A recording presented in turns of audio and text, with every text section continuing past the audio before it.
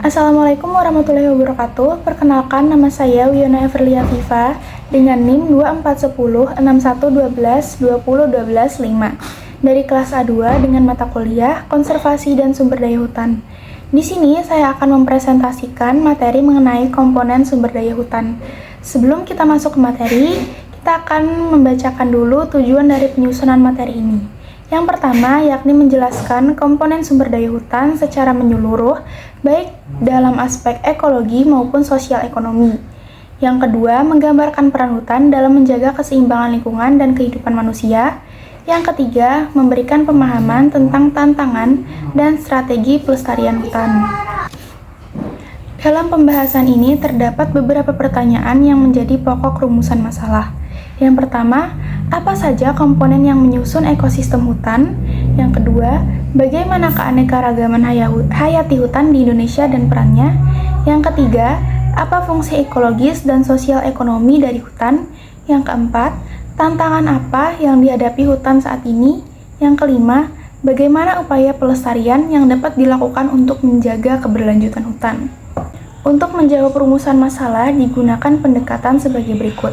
Yang pertama, studi literatur, yakni mengkaji sumber, buku, jurnal, dan laporan penelitian terkait sumber daya hutan. Yang kedua, analisis deskriptif, yakni memaparkan informasi secara sistematis dan terstruktur berdasarkan teori dan data. Yang ketiga, pendekatan konseptual, yakni menghubungkan komponen ekologi, keanekaragaman hayati, fungsi, serta tantangan hutan dengan upaya pelestarian. Baik, selanjutnya kita masuk ke materi, yaitu hutan sebagai ekosistem. Hutan merupakan ekosistem kompleks yang tersusun atas komponen biotik, yakni flora, fauna, mikroorganisme, dan abiotik, yakni tanah, air, iklim, cahaya, topografi. Keduanya saling berinteraksi, sehingga menciptakan keseimbangan dan fungsi ekologis yang penting bagi kehidupan. Hutan adalah salah satu ekosistem paling kompleks di bumi. Ia menyediakan oksigen, menyerap karbon, menjaga air tanah, hingga memberi makan dan obat-obatan. Indonesia sendiri dikenal sebagai negara mega biodiversitas, yang artinya memiliki tingkat keanekaragaman hayati yang sangat tinggi. Jadi, membicarakan hutan berarti membicarakan masa depan dan kehidupan kita semua. Hutan sendiri terdiri dari dua komponen utama, yakni biotik dan abiotik. Komponen biotik mencakup semua makhluk hidup, yakni tumbuhan dari pohon besar hingga semak, hewan mulai dari serangga kecil hingga mamalia besar, serta mikroorganisme yang menguraikan sisa-sisa organik. Komponen abiotik mencakup tanah yang menjadi tempat tumbuh, air sebagai sumber kehidupan, cahaya dan iklim yang mengatur siklus, hingga topografi yang mempengaruhi keanekaragaman jenis. Semua ini saling berhubungan. Misalnya, tanah subur membuat pohon tumbuh, pohon menyediakan habitat bagi hewan, hewan membantu penyerbukan, dan mikroorganisme mengembalikan nutrisi ke tanah. Itulah yang membuat hutan menjadi sistem yang seimbang. Selanjutnya adalah keanekaragaman hayati. Keanekaragaman hayati sendiri adalah variasi atau keragaman bentuk, ciri, dan karakteristik pada makhluk hidup yang ada di bumi, meliputi keanekaragaman gen, jenis, dan ekosistem yang sangat penting untuk menjaga keseimbangan ekologis, mendukung kelangsungan hidup, dan menjadi aset berharga bagi manusia. Keanekaragaman hayati hutan mencakup variasi genetik, spesies, dan ekosistem. Indonesia sendiri dikenal sebagai salah satu negara biodiversitas dunia, yang berarti keanekaragaman hayati Indonesia sangat besar. Selain itu, Indonesia juga punya banyak spesies endemik yang artinya hanya ditemukan di satu wilayah. Contohnya seperti bekantan, anoa, komodo, burung cendrawasih, atau jalak Bali. Ada juga spesies langka yang populasinya sangat kecil, dan spesies dilindungi yang sudah diatur dalam hukum nasional maupun internasional. Keanekaragaman ini bukan hanya aset alam, tapi juga kekayaan bangsa yang harus dijaga. Keanekaragaman hayati ini perlu kita jaga. Bayangkan jika sebuah hutan dengan ribuan spesies tumbuhan dan hewan, Jika satu jenis hilang, rantai makanan bisa terganggu. Semakin tinggi keanekaragaman, maka semakin stabil hutan dalam menghadapi gangguan seperti penyakit, hama, atau perubahan iklim. Selain itu, banyak tumbuhan hutan menjadi bahan pangan, sumber energi, bahkan bahan obat-obatan. Jadi, keanekaragaman hayati adalah indikator kesehatan ekosistem hutan yang sehat. Hutan yang sehat yakni keanekaragaman yang tinggi. Baik, selanjutnya adalah fungsi ekologis hutan. Hutan sendiri berperan vital dalam menjaga keseimbangan alam. Pohon-pohon menyerap karbon dioksida, menyimpan air, dan mendukung siklus hara. Fungsi ekologis hutan sangat vital. Yang pertama, hutan mengatur tata air dengan menahan air hujan, menyimpannya di dalam tanah, dan melepaskannya perlahan, sehingga banjir berkurang. Yang kedua, hutan adalah penyerap karbon terbesar. Pepohonan menyerap CO2, gas rumah kaca utama, sehingga berperan besar menekan pemanasan global.